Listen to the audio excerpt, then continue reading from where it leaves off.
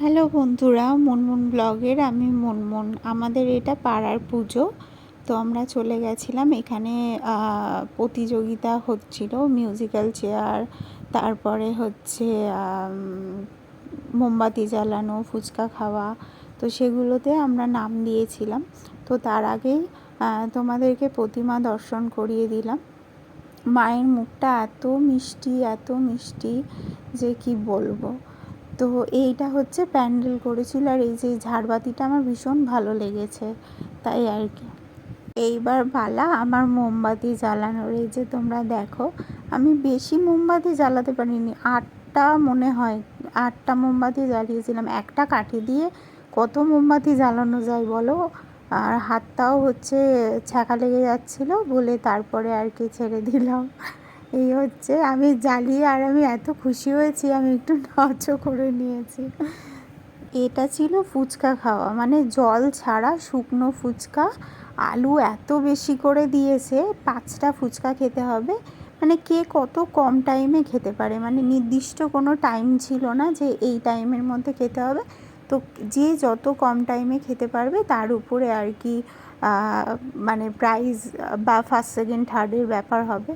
তো আমি খেতেই পারছিলাম না, এত ভর্তি করে আলু দিয়েছে। আর হচ্ছে টক জল নেই, এরকমভাবে তো ফুচকা খেয়ে অভ্যস্ত নই, কেননা আমরা টক জলের পোকা, মানে আমি তো বিশেষ করে। তো সেই জন্য আর কি ঠিক করে খেতেও পারছিলাম না। আর পাশের যে দিদিটা ছিল বলছে আস্তে খাও, গলায় যেন না আটকিয়ে যায়, আস্তে খাও। হ্যাঁ, কম্পিটিশান, হ্যাঁ এটা ঠিক কথা। কম্পিটিশানে হার জিত তো আছেই, কিন্তু তা বলে হচ্ছে মানে নিজের শরীরকে কষ্ট দিয়ে বা এমন করে ওই ফার্স্ট সেকেন্ড থার্ড হওয়ার জন্য ওইটা তো করতে পারি না। কিন্তু আমি তাও চেষ্টা করেছি লাস্ট পর্যন্ত যে যতটা সম্ভব তাড়াতাড়ি খাওয়ার। তো এই হচ্ছে ফুচকা খাওয়া, আমার লাস্ট ফুচকাটা খাওয়া হলো। কিন্তু লাস্টে একটু জল খেয়ে ওদেরকে আর কি দেখাতে হবে যে হ্যাঁ, গালে আর ফুচকা নেই। তো তারপরে আমি এই যে জল খেলাম। আর হ্যাঁ, জল খাওয়াটাও কিন্তু কাউন্ট। এইবার ফুচকা খাচ্ছে আমার বৌমা মানে আমার ভাসুরের ছেলের বউ। তো ওরকম মানে শুকনো ফুচকা, তাই আমাকে বলছিল কাকিমা বলো শুকনো ফুচকা এইভাবে খাওয়া যায়। তাও ও চেষ্টা করেছে তাড়াহুড়ো করে খাওয়া, কিন্তু হ্যাঁ, আমার থেকে অনেকটাই কম টাইমে ও ফুচকাটা খেয়েছে। আর ফুচকাটার মধ্যে না নুন আছে, না ঠিক ঝাল আছে, মানে কি বলবো। তাও যে আমার থেকে কম টাইমে খেয়েছে এটাই অনেক। আর ওর একটা মজার কথা শোনো, হচ্ছে মোমবাতি জ্বালাতে গিয়ে মানে জাস্ট কাঠিটা জ্বালিয়েছে আর কাঠিটা লিভে গেছে, তো ওকে ডিসকোয়ালিফাই করে দিয়েছে। কিন্তু আরেকবার চান্স দিলে ভালো হতো, কেননা হাওয়া হচ্ছিল তো ওখানে, তো সেই কারণে মোমবাতিটা লিভে গেছে। তো যাই হোক, যারা ছিল ওরা যেটা ঠিক করবে সেটাই আর কি হবে। তো এই হচ্ছে আমাদের ফুচকা খাওয়া কম্পিটিশন। তারপর ওখান থেকে চলে এসেছি। এবারে আসার পরে আমাদের ঠিক বাড়ির পাশেই যে ক্লাবটা, ওই ক্লাবের আর কি বিসর্জন ছিল। তো ঠাকুর বার করে আগে বরণ করে নিয়েছিল। তো আমি, আমার বৌমা, আমার ওই যে গ্রিন শাড়ি পরাটা ওটা হচ্ছে আমার যা, আর ওটা হচ্ছে পুচকি মানে আমাদের ঘরের লক্ষ্মী। আর পাশে যে সবুজ গেঞ্জিটা ওটা হচ্ছে আমার ভাসুরের ছেলে, মানে আমারও ছেলে। তো আমরা একটুখানি গান চালিয়ে নাচ করলাম। আর আমার বৌমা ভীষণ ভালো নাচ করে, মানে প্রত্যেকটা গানে এত সুন্দর তাল দেয়, আমি একদমই পারছিলাম না।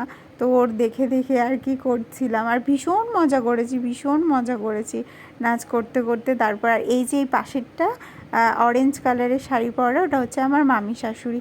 উনি কিন্তু খুব ভালো মানুষ, ওনার মন এত সরল, মানে পৃথিবীতে এরকম মানুষ আমি দেখিনি, এত সরল যে কি বলবো।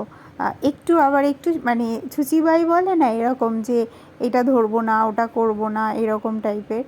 কোনো মেডিসিন খায় না শরীর খারাপ হলে। ঈশ্বরের নিশ্চয়ই ওনার মাথায় হাত আছে, তো সেই কারণে উনি আর কি সুস্থ আছেন। এমনকি জানো তো বন্ধুরা, না মশারি টানিয়ে শোই, না গরমকালে ফ্যান চালিয়ে শোই, কিন্তু ঠিক মানুষটা কে সুস্থ রেখেছে। কতবার যে দিনে স্নান করে, তাই আমি তাই মামিকে বলি যে মামি, তোমার মতো এত স্নান যদি আমি করতাম তাহলে আমার মনে হয় কবে নিউমোনিয়া হয়ে যেত। মামি আবার বলে না না মা এরম বলিস না।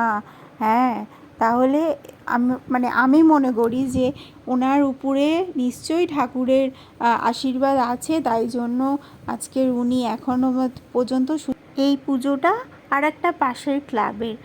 তো মাকে বরণ করা হচ্ছিল, তো সেখানে আমি গেছিলাম।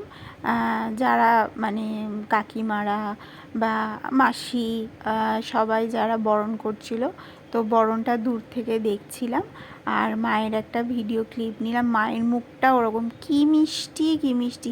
এই কালী ঠাকুরকে নাকি শ্যামা কালী বলা হয়। আর থিমটাও করেছিল খুব সুন্দর, প্যান্ডেলের থিমটা এত সুন্দর করেছিল।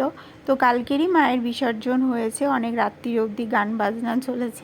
এইটা হচ্ছে আমার চা আর আমাদের সোনামা আর আমি নাচ করছিলাম। সোনামাও দেখো না তোমরা, সোনামাও মাঝে মধ্যে হাত তুলে তুলে নাচ করছিল। আর দিদি না একটু লজ্জা পায় নাচ টাচ করতে, এই যে দেখো সোনামাও। আর সোনামা না ভীষণ আনন্দ করতে ভালোবাসে, ওরকম দুর্গাপুজোর ভাসানে। আমাদের পাশেই একটা পুকুর আছে, সেখানে ঠাকুর বিসর্জন হয়, তো সেখানে ওরকম মানে গান চলছে, তো মা এরকম নাচছে। তো যাই হোক বন্ধুরা, ভিডিওটা পুরো দেখো। এইটুখানি কালী পুজোর ভিডিও ছিল। আর আমি ঠাকুর দেখতে যাইনি আমার শরীর খারাপের জন্য। তো যাই হোক, লাস্টের এই দিনটা খুব মজা করেছি। আর হ্যাঁ, গিফটের কথা যেটা বলি, আমি বা আমার যা আমার বৌমা কিছু হয়নি। আমাদের পাশের বাড়ির একটা পুচকি মেয়ে মোমবাতি জ্বালাতে হার্ড হয়েছিল, তো একটা গিফট পেয়েছে। তা মা মানে আমার শাশুড়ি মা বলছিল কেউ তো একটা গিফট এনেছে, আর মা এই কথাটাও বলছিল গেমের মধ্যে হার জিত আছে। আর হ্যাঁ, আমরা না ওই মিউজিক্যাল চেয়ারও পর্যন্ত ছিলাম না, অনেকটা রাত্রির হয়ে যাচ্ছিলো, আর ওই পুচকির খাওয়ার সময় হয়ে গেছে, তো সেই জন্য আমরা চলে এসেছি। তো ভালো থেকো, সুস্থ থেকো, সাবস্ক্রাইব